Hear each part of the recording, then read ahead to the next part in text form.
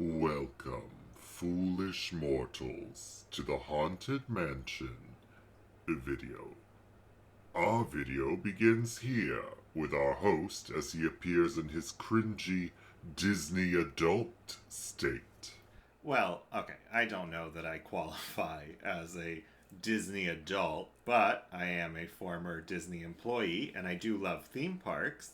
I wasn't great as a Disney cast member. It turns out just being super into storytelling and design do not mean that you are great at customer service. Look, I don't make the rules, okay? I just work here. Who knew? 2 YouTube videos have somehow given him a belief that he can tackle a topic as huge as Disney in a way that will satisfy viewers, which offers him this chilling challenge: to find a way to talk about why a movie's theme is important in an engaging and satisfying way. But consider this dismaying observation: no one will watch. Okay, well, now he's just being hurtful. The Haunted Mansion as a ride actually has a very long and interesting history. A haunted house attraction seems to be in the plans as early as Walt's original idea for an 11-acre park called Mickey Mouse Park. When that was developed into Disneyland, the haunted house attraction was still being considered, but creatives really argued on the tone the ride should take. Some creatives wanted a scary attraction, telling a dark tale. Early concepts like Captain Gore and his ill-fated bride, or the Bloodmere Manor family, who all die horrible and violent deaths. Some people wanted a sillier, more fun approach. One version even had Walt Disney himself leading guests through a tour of a mansion where they would see the bride lose her head, but Walt would assure guests, "Don't worry, she'll pull herself together before the wedding." She was with me. And the story to tell and the tone are very much the issue when adapting this attraction into film. It's very hard to make a horror film for families, and you can feel that struggle when you're watching the 2003 version of The Haunted Mansion. The 2003 version is a story of the Evers family. Jim Evers is a realtor along with his wife Sarah, and they have 2 children, Megan and Michael. Jim is a workaholic who misses important family events. After an argument about missing their anniversary, Jim agrees to a family vacation. While Jim is telling the kids about the vacation, Sarah receives a phone call about selling a mansion. Would it be possible for you to come alone to discuss the situation? Like, just a giant red flag for any woman. But Jim overhears and is excited about the chance for a big sale, so they agree to go as a family on their way to their vacation. They get stuck at the mansion due to a storm, and mysterious things start happening, and the family discovers the truth about the inhabitants of the mansion and learn to reconnect with each other. The film is not great. Made even worse by the fact that it came out just 4 months after the mega successful Pirates of the Caribbean movie, a film which is also based on a Disney attraction. The film is essentially a mystery with comedy and horror themed elements, but it doesn't work particularly well as a mystery because, well, The butler did it? You gotta be kidding me. it's not a shock that the creepy guy is a bad guy. For a comedy, it's not very funny. The jokes aren't well written, and a lot of them fall just horribly flat. You must have a big possum problem down here. That's some big possum. Besides these knockers, How to survive, you must gain new sight. I must first gain new underwear. They don't know exactly what I'm doing.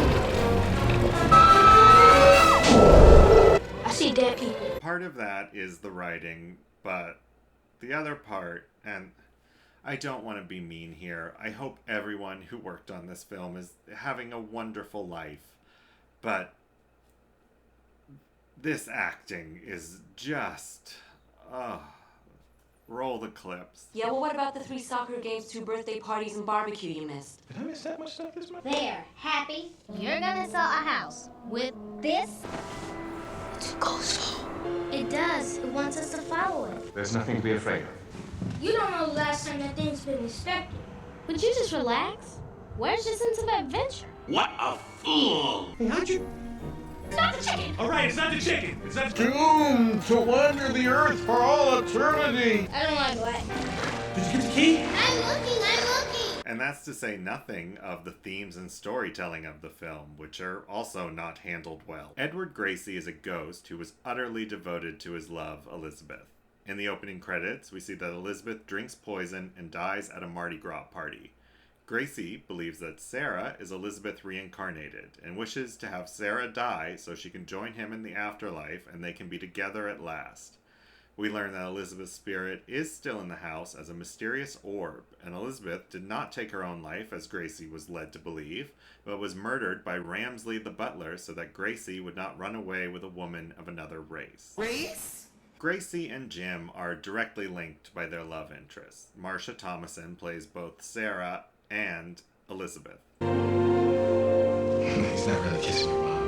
But they don't really work as character foils. Gracie's devotion to Elizabeth is beautiful, but it's not that Jim doesn't love his wife, he just has the wrong priorities.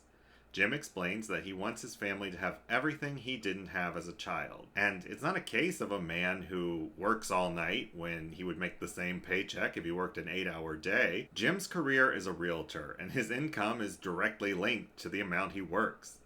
Jim has a problem, but to Jim, he is achieving actual goals. His work could mean more money for the kids' college fund. It could mean no credit card debt. It could mean earlier retirement. There are tangible rewards for what Jim does, and so you can understand that even though Jim is not being present with his family, in his mind he is still working for the benefit of his family. Gracie's problem, on the other hand, is systemic racism, an insurmountable goal. I can't fix America. There is no action that Gracie could take that would fix racism. Gracie is also the idle wealthy. I'm not naive and think that there's a place for Gracie to move where an interracial couple would be welcomed with open arms in the 1800s, but certainly his money could get him out of Louisiana, at least.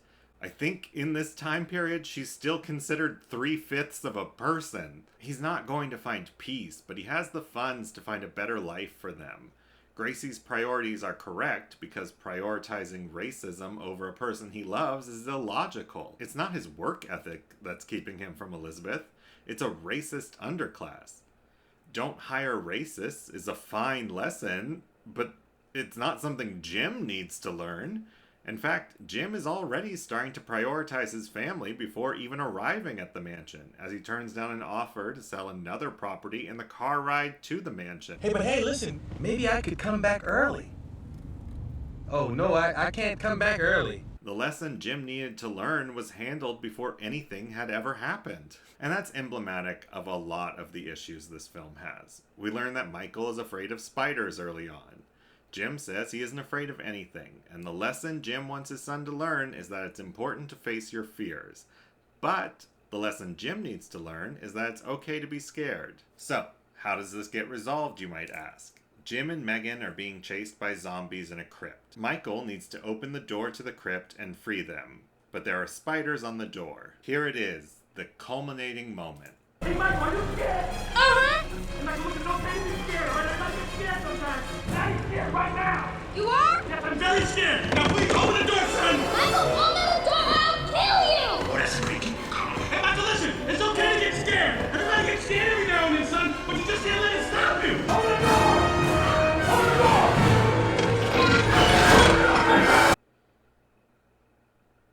You know how towards the end of Inside Out, there's this really beautiful scene where Joy learns that it's okay to be sad, and that sadness actually plays an important role in Riley's life because it shows Riley's vulnerability, and it lets others know when she's overwhelmed and needs support. Imagine instead of any of that, they were just like, it's okay to be sad, you just can't display that at all. Reminds me of my Catholic high school when Deacon John told us all, it was okay to be gay, you just can't act on it.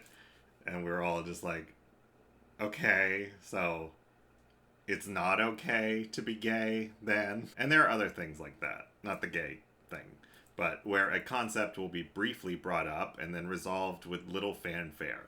Like, Jim is upset at Megan for closing the car door too roughly. And then, in the third act, Jim uses the car to break through the conservatory when he can't get back into the mansion. And it's like, The lesson is the family is more important than the car. Thanks for that, movie. At no point in this film has Jim ever been shown as so awful that we think if the car and Megan are dangling over a pit and he only has time to save one, he's gonna pick the car. And then there's the fireplace. There is a fireplace in the ballroom scene on the right. It's over to the right. It's one of the first things you see in the scene, and the ghosts entering the party pass by it, but it's not like a focal point in the scene, and nothing interesting happens with it. The fireplace gets one mention by Sarah and Gracie early in the film, and then at the end of the movie, the fireplace is suddenly a literal portal to hell with absolutely no setup that hell exists in this universe, or that the fireplace is anything other than an ornately decorated fireplace. And it's super weird to introduce eternal damnation to ghosts who have been dead for over 100 years in the last few minutes of your movie. And I know most Americans identify as Christian, but not all of them, and not all people in America believe in hell. I remember seeing this with my grandma as a kid, and at the time she was part of a religion that didn't believe in hell. And I just remember suddenly there's hell being talked about by ghosts, and I'm just like gripping the armrest, so uncomfortable, and avoiding eye contact with my grandmother. It's not a great look when the movie is supposed to make you, like, want to reconnect with your family and book a vacation to Disneyland. Using a haunted house story to tell your audience they should work less and spend more time with their family is certainly a choice. And the 2023 film obviously recognizes this and does what I think is a good job of correcting a lot of the issues the 2003 version had. Instead of the film being about a nuclear family bonding over a shared experience, the 2023 film is about strangers being brought together by a haunting. Gabby and her son Travis move into a mansion outside of New Orleans and immediately see that their new home is haunted. They try to leave, but in a clever nod to the ride's warning that a ghost will follow you home, ghosts follow them wherever they go, and they are forced to return to the mansion. They involve multiple people to try to help them, including a priest, a psychic, a historian, and Ben. Ben is an astrophysicist, and in the opening scene, we see Ben meeting his wife Alyssa for the first time. Alyssa is a ghost tour guide. She points out that they are in the same line of work. They help people see the unseen. Sadly, Alyssa passes away before the events of this film in a tragic case of car canceritis. Ben is a drunk who continues to lead her tours, giving the same attitude I gave when I worked at Disney. I'm gonna read some names, that's what we're gonna do, and I wanna hear H-E-R-E, the word here, and that's the only word I need to hear. Got it? So it looks like we have a John Peluso. Present. Been an accountant for almost 50 years. Oh, I don't care. Oh look, they include my dad in there too. I'm from Syracuse. And my mom.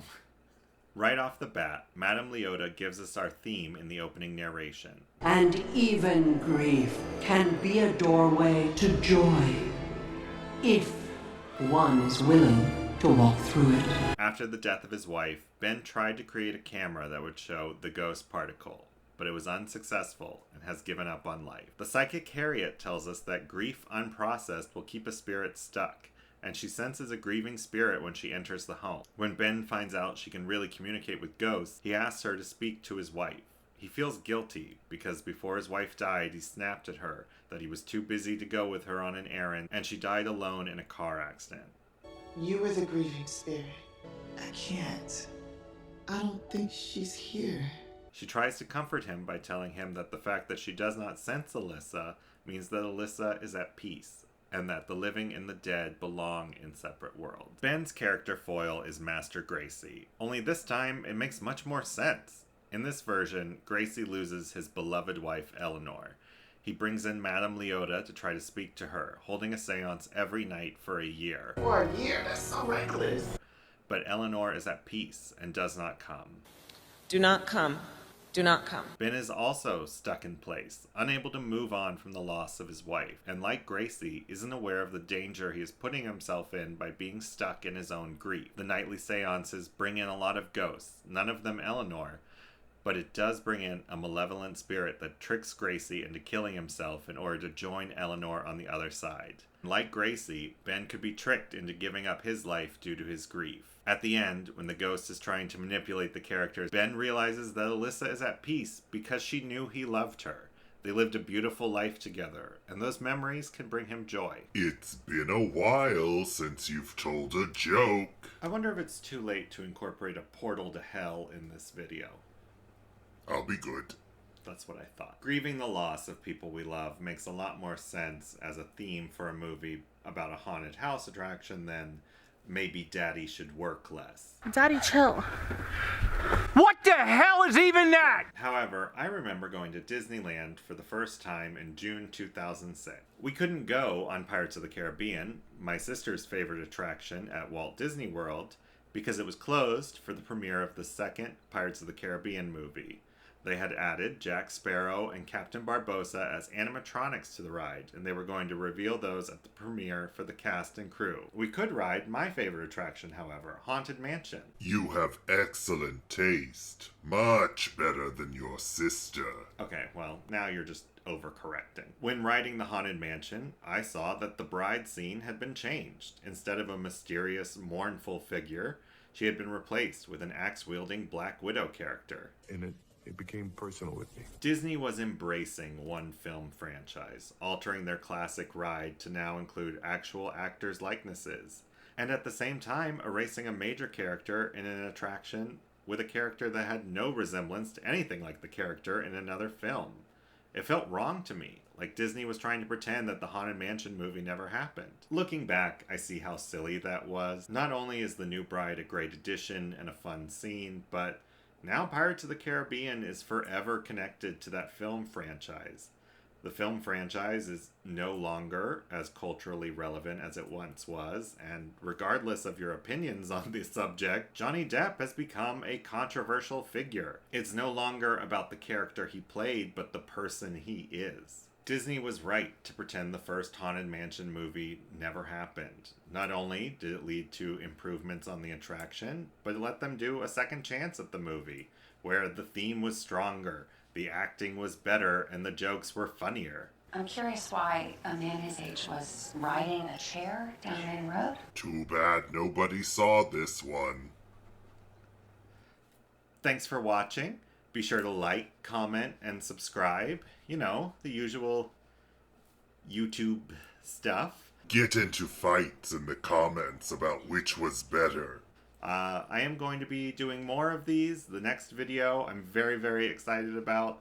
It is a little off-brand, but I think you're really going to enjoy it because it's a topic I really enjoy. So be on the lookout for that in November.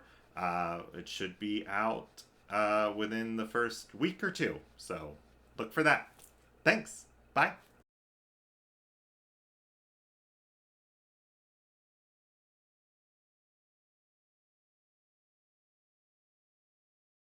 I can't spend eternity here. This place, it reeks of fish and cat piss. What is this? Naughty Pine!